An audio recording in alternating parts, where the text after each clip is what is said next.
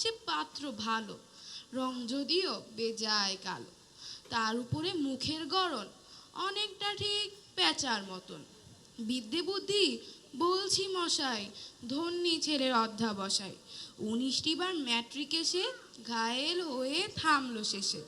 বিষয় আশয় গরিব বেজায়, কষ্টে সৃষ্টে দিন চলে যায়। মানুষ তো নয় ভাইগুলো তার, একটা পাগল আর একটা গোয়ার। আরেকটি সে তৈরি ছেলে, জাল করে নোট গেছে জেলে।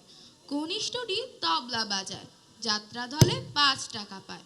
গঙ্গারাম তো কেবল ভোগে পিলের জল আর পাণ্ডুরোগে।